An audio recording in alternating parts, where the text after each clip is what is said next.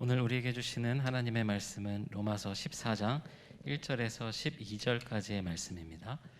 한 절씩 교독하겠습니다. 믿음이 연약한 자를 너희가 받되 그의 의견을 비판하지 말라. 어떤 사람은 모든 것을 먹을 만한 믿음이 있고 믿음이 연약한 자는 채소만 먹느니라. 먹는 자는 먹지 않는 자를 업신여기지 말고 먹지 않는 자는 먹는 자를 비판하지 말라. 이는 하나님이 그를 받으셨음이라. 남의 하인을 비판하는 너는 누구냐? 그가 서 있는 것이나 넘어지는 것이 자기 주인에게 있음에 그가 세움을 받으리니 이는 그를 세우시는 권능이 주께 있음이라. 어떤 사람은 이 날을 전날보다 낮게 여기고 어떤 사람은 모든 날을 같게 여기나니 각각 자기 마음으로 확정할지니라. 나를 중히 여기는 자도 주를 위하여 중히 여기고 먹는 자도 주를 위하여 먹으니 이는 하나님께 감사함이요 먹지 않는 자도 주를 위하여 먹지 아니하며 하나님께 감사하느니라.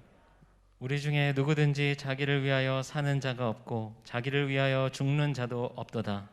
우리가 살아도 주를 위하여 살고 죽어도 주를 위하여 죽나니 그러므로 사나 죽으나 우리가 주의 것이로다. 이를 위하여 그리스도께서 죽었다가 다시 살아나셨으니 곧 죽은 자와 산 자의 주가 되려 하심이라. 내가 어찌하여 내 형제를 비판하느냐? 어찌하여 내 형제를 업신여기느냐? 우리가 다 하나님의 심판대 앞에 서리라. 기록되었으되 주께서 이르시되 내가 살았노니 모든 무릎이 내게 꿇을 것이요 모든 혀가 하나님께 자백하리라 하였느니라. 이러므로 우리 각 사람이 자기 일을 하나님께 짓고 하리라. 아멘. 우리 장로님께서 기도하셨듯이 참 한 주 동안 심란한 그런 소식들을 우리가 많이 접했습니다. 그런데 주의 전에 나와서 예배하면서 이렇게 귀한 찬양을 들으면서 다시 한번 우리의 마음과 생각을 가다듬고 또 우리의 온 정신을 온전히 하나님께 집중할 수 있도록 그렇게 마치 어루만져 주는 그런 느낌이 들었습니다. 우리 메시아 찬양대 앙상블에게 다시 한번 또 감사와 격려의 박수도 해주시고 하나님께 영광의 박수 돌리겠습니다. 앞서도 얘기했지만 우리가 기도할 것이 지금 많은 그런 때를 보내고 있습니다. 물론 늘 그랬죠. 그렇지만 특별히 러시아가 우크라이나를 침공해서 지금 전쟁 중에 있는데 지난번에도 말씀을 드렸지만 전쟁의 결과로 따지면 승자와 패자가 있겠죠. 그러나 그 내용을 들여보면 결코 전쟁에 있어서 승자와 패자가 없다고 생각합니다. 모두 다 패자 아니겠습니까? 무고한 시민들이 목숨을 잃고 또 아무것도 모르는 군인들이요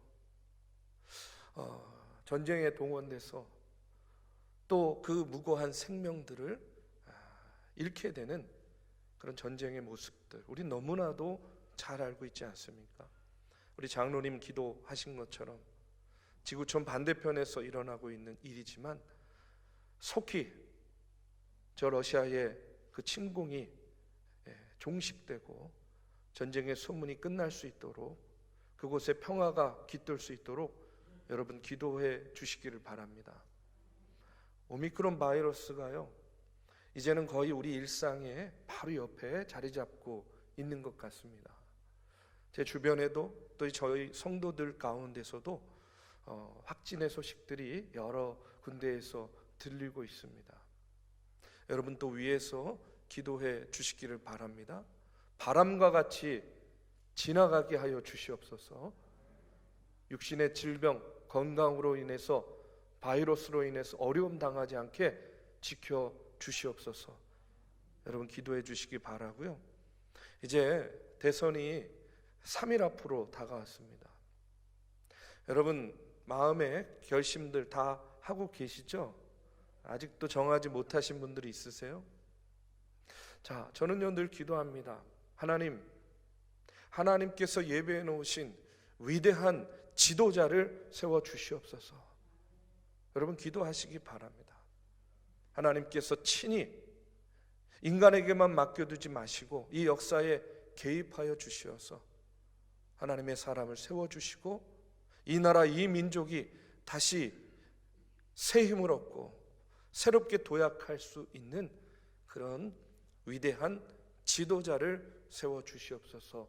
여러분 또 기도해 주시기를 바랍니다. 오늘 계속해서 로마서 14장의 말씀을 나눕니다. 왜 비판하십니까? 하는 그런 제목이에요.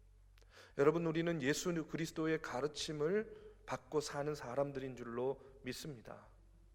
그런데 예수님의 가르침 가운데에 우리가 너무나 잘 알고 있고 해야 됨에도 불구하고 그렇게 살아야 됨에도 불구하고 잘 하지 못하는 가르침이 있어요. 여러분, 그게 무엇이라고 생각합니까? 저는요, 우리가 너무나 잘 알고 해야 됨에도 불구하고 하지 못하는 것이요, 바로 사랑이다, 이렇게 말씀드리고 싶어요. 예수님께서는요, 하나님 사랑과 이웃 사랑에 대해서 말씀해 주셨잖아요. 예수 믿는 자의 삶은 사랑의 삶이다 라는 것을 우리는 너무나 잘 알고 있습니다. 그런데 그럼에도 불구하고 잘 아는데 잘 하지 못해요.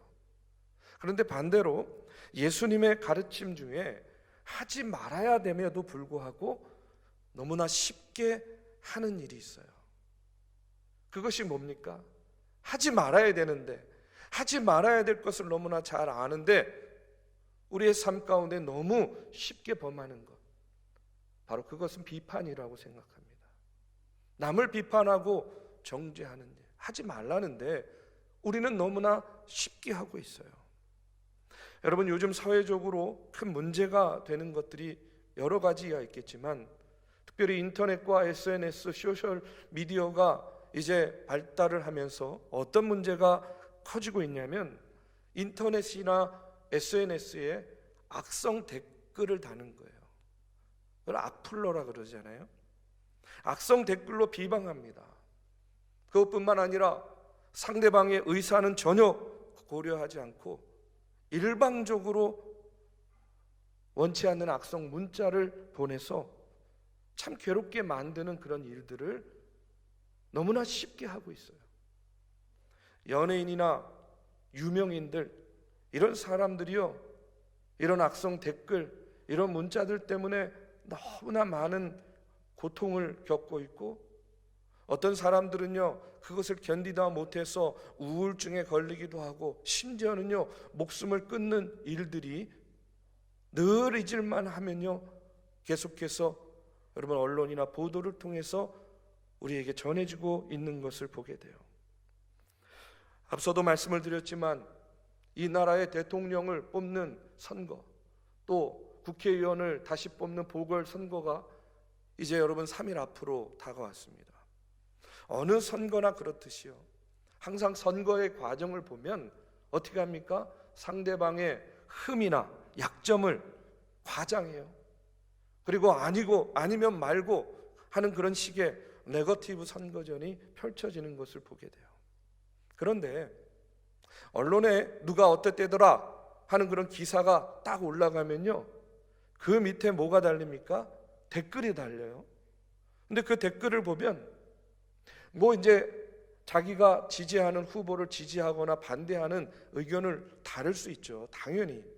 그런데 어떤 댓글은요, 차마 입에 담을 수 없는 그런 비난과 폭언을 쏟아내고, 그런 비난과 폭언의 댓글이 난무하는 것을 보게 됩니다. 그러다 보니까 어떻게 해요?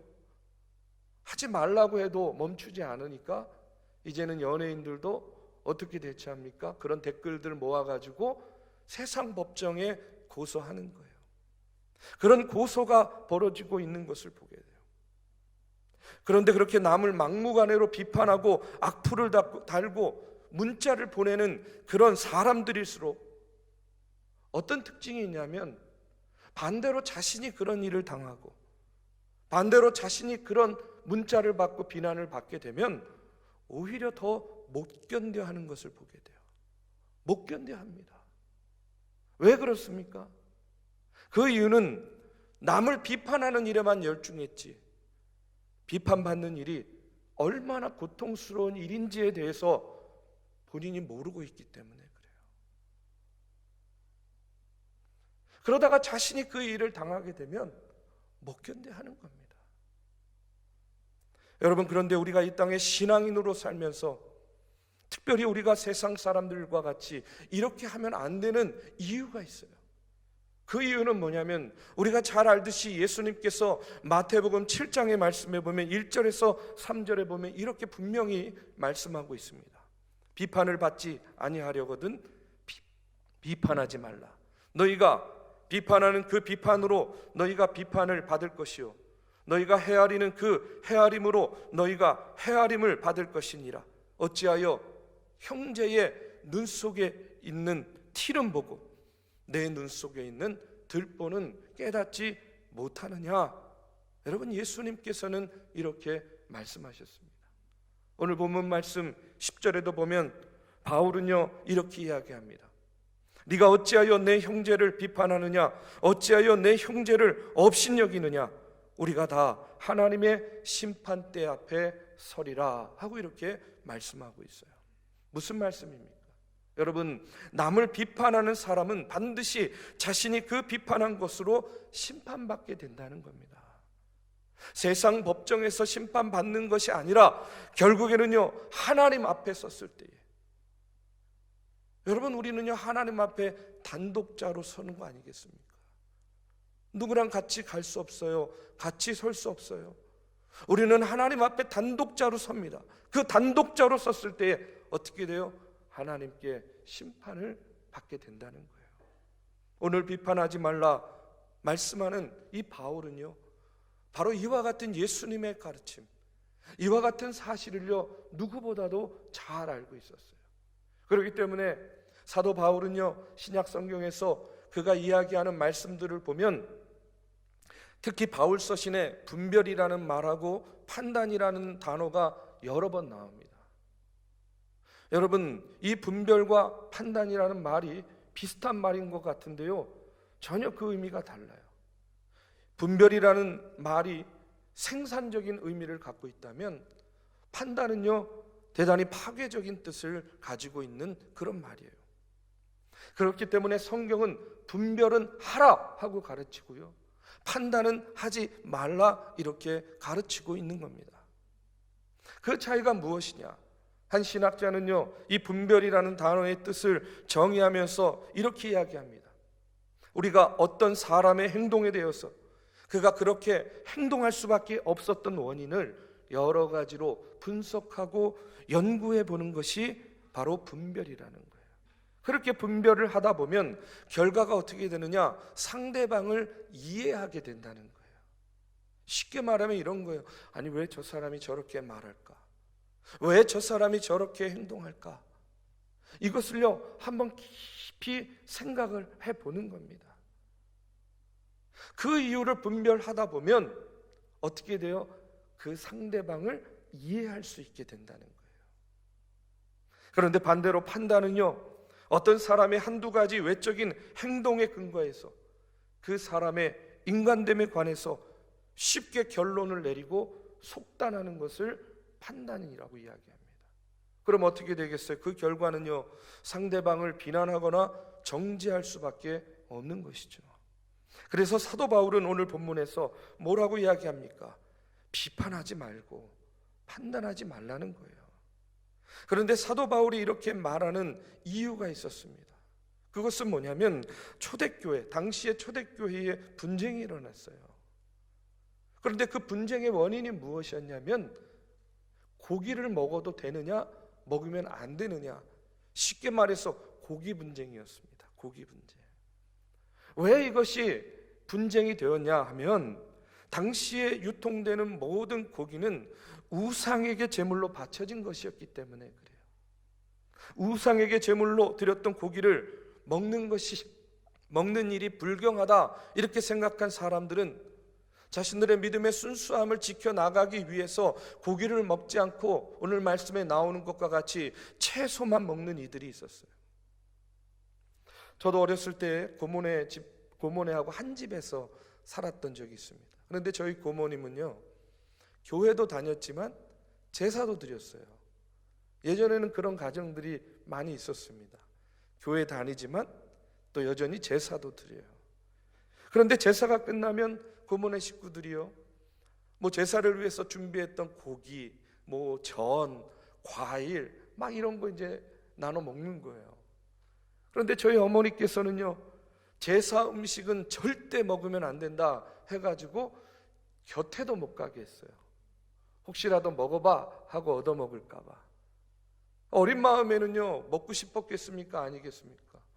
얼마나 먹고 싶었겠어요. 음식이 보이기만 합니까? 냄새도 나잖아요. 그 냄새 맡으면서 어린 마음에 나도 좀 고기 한 점 먹었으면 좋겠다, 이런 생각을 했는데 저희 어머님은요, 절대로 안 된다. 마치 오늘 이 초대교회에 나오는 이 분쟁의 원인이 됐던 먹으면 절대로 안 된다 하는 그런 신앙을 갖고 있었던 거예요. 그런데 또 어떤 사람들이 반면에 있었냐면, 예수님께서 십자가에서 죽으심으로 말미암아 누구든지 예수를 믿으면 다 구원받게 되었으니까 그것이 우상에게 제물로 바쳐진 것이라 할지라도 우상을 인정하지 않고 하나님께 감사하는 마음으로 먹으면 크게 문제될 것이 없다, 이렇게 생각하는 이들이 있었다는 거예요. 자, 여러분은요, 어느 쪽입니까? 먹어도 되는 쪽입니까? 아니면 먹으면 안 되는 쪽입니까?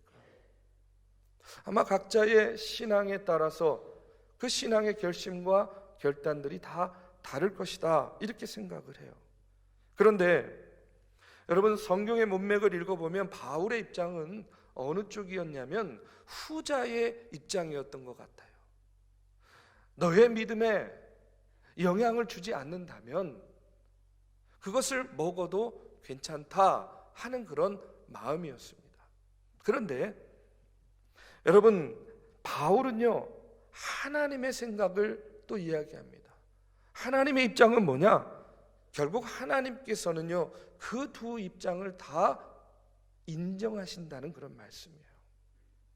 오늘 말씀을 깊이 묵상해 보면 지금 이 초대교회의 분쟁의 원인이 된 것이 고기를 먹어도 되느냐 먹지 않아야 되느냐 하는 것이지만, 서로 이 상반되는 의견이 이렇게 대치를 하고 있는 것 같지만, 여러분 여기를 깊이 묵상해 보면 여기에 공통점이 있어요. 이 상반되는 의견에도 공통점이 있는데 그 공통점이 뭐냐면 이겁니다. 고기를 먹지 않는 사람도 자기를 위해서 먹지 않는 것이 아니라 하나님 때문에 먹지 않는 거예요. 하나님을 위해서 먹지 않았던 겁니다. 또 고기를 먹는 사람도 자기를 위해서 먹었던 것이 아니라 하나님 때문에 먹었다라는 그런 공통점이 있어요. 먹어도 되느냐, 먹지 않아도 되느냐, 그 판단의 중심에는 늘 한결같이 누가 있었다는 거예요? 하나님께서 있었다는 겁니다. 오늘 6절에 보면 이렇게 이야기합니다. 나를 중히 여기는 자도 주를 위하여 중히 여기고 먹는 자도 주를 위하여 먹으니 이는 하나님께 감사하며 먹지 않는 자도 주를 위하여 먹지 아니하며 하나님께 감사하느니라. 고기를 먹는 자나 고기를 먹지 않는 자나 그 마음의 중심, 여러분 그 판단과 결심의 중심에 누가 있는 겁니까? 하나님께서 계셨어요. 하나님 중심적으로 그들은 생각하고 판단하고 결심했다는 그런 이야기입니다. 그리고 하나님의 입장은 이렇게 서로 다른 생각과 가치관을 갖고 있었지만 그 중심에 내가 있다고 하면 여러분 양쪽 다 모두 기쁘게 받아주셨다는 거예요. 그런데 그럼에도 불구하고 하나님은 양쪽을 다 인정하고 기쁘게 받아주시는데 안타까운 것은 뭐냐면 사람들은요 자기 입장만 옳다고 주장하고 자기 입장과 다른 사람들을 비판하기 시작한 거예요. 그래서 고기를 먹지 않는 사람들은 고기를 먹는 사람들에게 저 사람들 봐, 저 신앙 없는 사람들, 저 우상에게 바쳐진 고기를 먹어 저 불경한 사람들, 이렇게 비난하고 욕한 겁니다. 반대로 고기를 먹는 사람들은 먹지 않는 사람들에게 아이고 저 믿음이 연약한 자들, 저런 믿음의 수준을 가지고 어떻게 신앙생활을 할 수 있겠어 하면서 또 그들을 향해서 유치하고 고리타분한 믿음이다 라고 이렇게 비난하고 있었던 거예요. 자, 여러분, 처음에는 그 생각과 판단의 출발은 어디였습니까? 하나님이었어요. 진리를 생각하고 하나님을 생각하고 하나님 중심적으로 생각하면서 결단하고 행동했는데, 나중에는 어떻게 되느냐? 하나님의 생각, 하나님의 입장, 이런 것은 안중에도 없어진 겁니다. 뭐만 남았어요? 자기 입장, 자기 생각.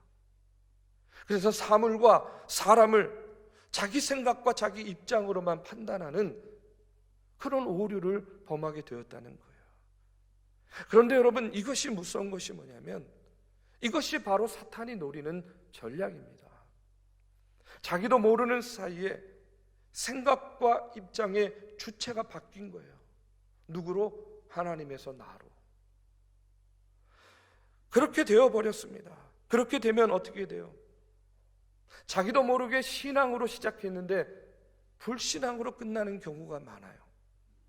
진리에서 시작을 했는데 오류로 끝나버리는 잘못을 저지르게 됩니다. 여러분, 이와 같은 어리석음과 잘못이 교회와 성도들 우리 안에 참 많이 있다는 겁니다. 여러분, 신앙에는요, 뜨거운 면도 있고 차가운 면도 있습니다. 감성적인 부분도 있고 이성적인 부분도 있어요.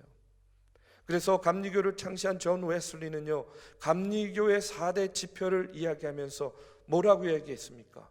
성서, 전통, 그리고 체험과 이성을 이야기했어요.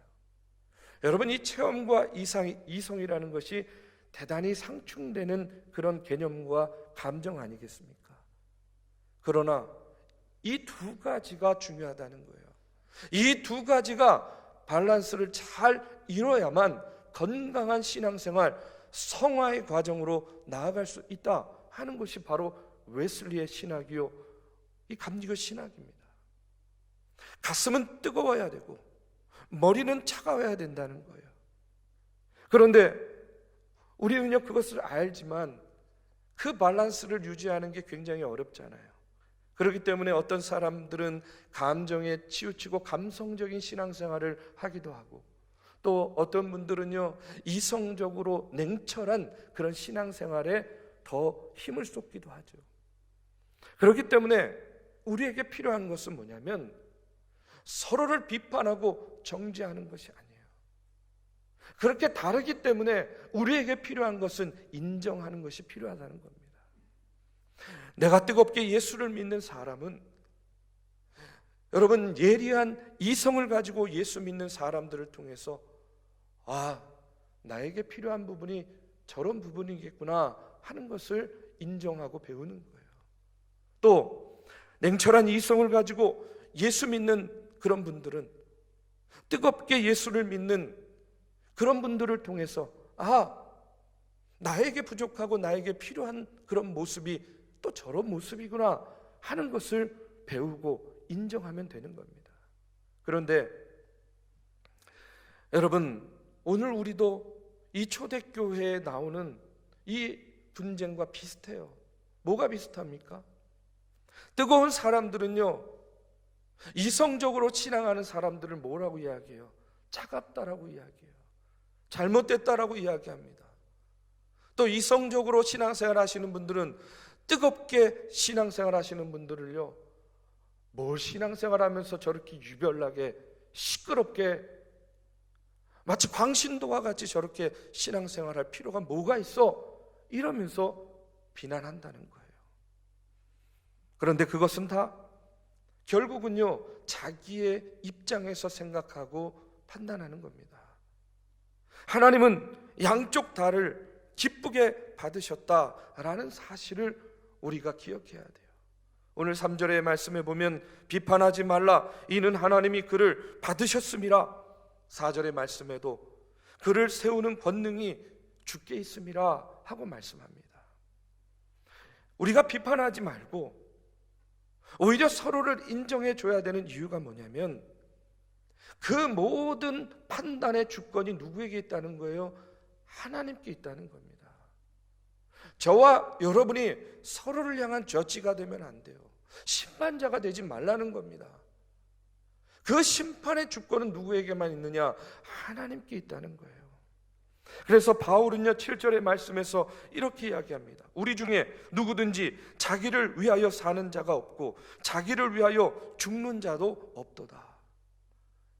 우리 중에 누구든지 자기를 위하여 사는 자도 없고 자기를 위해서 죽는 자도 없대요. 여러분, 우리 정말 이렇게 살고 우리가 정말 이렇게 믿음 생활하고 있습니까?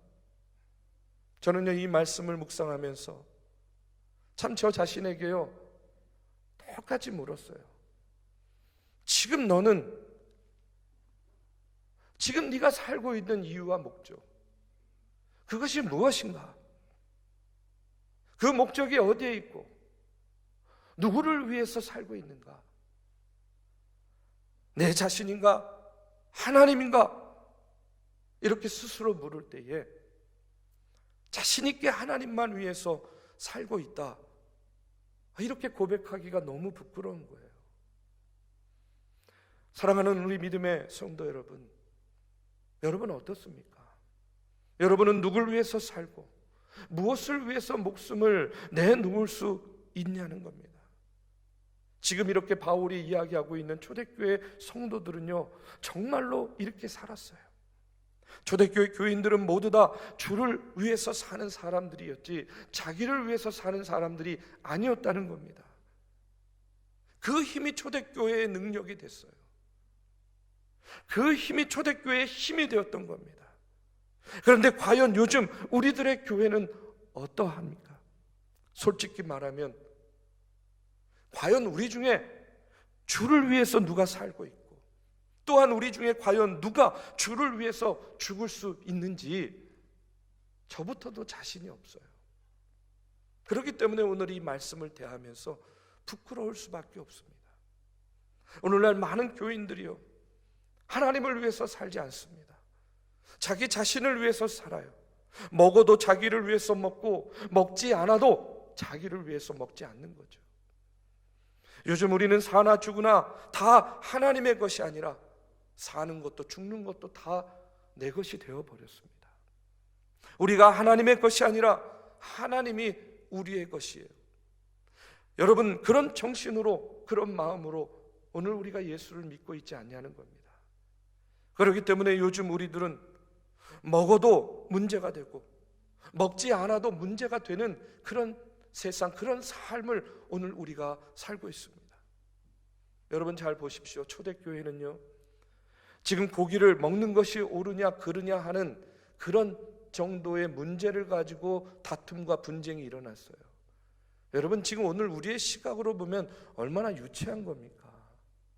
고기를 먹어도 되냐 먹지 않아도 되냐. 지금 우리들에게는요 이런 것들이 분쟁의 이유가 되고 다툼의 원인이 되지 않습니다. 그런데 중요한 것은 그 정도의 문제를 가지고도 분란이 일고 다툼을 벌였던 초대교회였는데 놀라운 것은 뭐냐면 그 교회가 부흥하는 거예요. 그 교회가 성장하고 발전하는 겁니다. 그런데 오늘날의 교회는요 그런 유치한 문제를 가지고 더 이상 다투지 않습니다. 얼마나 수준 높은 교회가 되었습니까? 그런데 그렇게 수준 높은 교회가 되었지만 교회는 발전하지 못해요. 교회가 부흥하고 성장하지 못합니다. 여러분 그 이유가 어디에 있겠습니까? 그 이유는요 초대교회 교인들은 먹든지 마시든지 무엇을 하든지 다 주의 영광을 위해서 했기 때문이고 살아도 주를 위해서 살고 죽어도 주를 위해서 죽는 사람들이었지만 요즘 우리들은 저를 포함해서 먹든지 마시든지 무엇을 하든지 다 나를 위해서 하고 있지 않냐는 겁니다. 하나님을 위해서는요 아무것도 하지 못하는 그런 연약한 사람들이 되었기 때문 아닌가. 오늘 8절의 말씀에 보면 사도 바울은요 이렇게 고백합니다. 우리가 살아도 주를 위해서 살고 죽어도 주를 위하여 죽나니 그러므로 사나 죽으나 우리가 주의 것이로다. 아멘. 초대교회의 교인들은 정말로 주를 위해서 살았습니다. 그들은 정말로 주를 위해서 목숨을 내놓을 줄 알았어요. 그것은요, 우리 한국 교회도 저는 마찬가지였다고 생각합니다. 우리 한국 교회의 믿음의 선진들도 여러분 주를 위해서 살고 주를 위해서 죽었던 그 믿음의 선진들이요, 교인들이었습니다. 저는요, 우리 한국 교회가 이 땅에서 이토록 부흥하고 성장할 수 있었던 그 원동력, 우리 중앙교회가 132년을 이 자리를 지키며 이와 같이 성장할 수 있었던 그 원동력, 그것은 바로 그 어려운 시절, 그 어려운 때에 주를 위해서 살고 주를 위해서 기꺼이 죽을 수 있었던 그 결의와 결기를 가지고 믿음의 생활을 했던 신앙의 선진들 때문이었다, 그렇게 믿습니다. 그런데 오늘 우리의 삶이, 오늘 이 땅의 교회가 이렇게까지 흔들리고 연약해질 수밖에 없는 이유는 무엇이었는가? 그것은요, 어리석은 부자와 같이 하나님께서 기회를 주셨는데 그 기회를 붙잡고 사용하지 않고 내 영혼아 마음껏 먹고 마음껏 마시고 마음껏 즐기자, 그러면서 자기 자신만을 위해서 살았기 때문에 그 결과다, 이렇게 말씀드리고 싶어요. 우리 사랑하는 믿음의 성도 여러분, 더 늦기 전에 우리의 삶의 목표와 우리의 삶의 패턴이 바뀌어져야 될 줄로 믿습니다. 자기 자신을 위한 삶에서 주님을 위한 삶으로 바뀌어져야 됩니다. 사나 죽으나 내가 아니라 주님을 위해서 살겠노라, 주님을 위해서 죽겠노라 하는 그런 믿음의 결의와 결기가 우리 안에 다시금 회복되어야 될 줄로 믿습니다. 여러분, 우리가 남을 쉽게 비판하는 것은요, 주님을 바라보지 못하기 때문에 그런 거예요.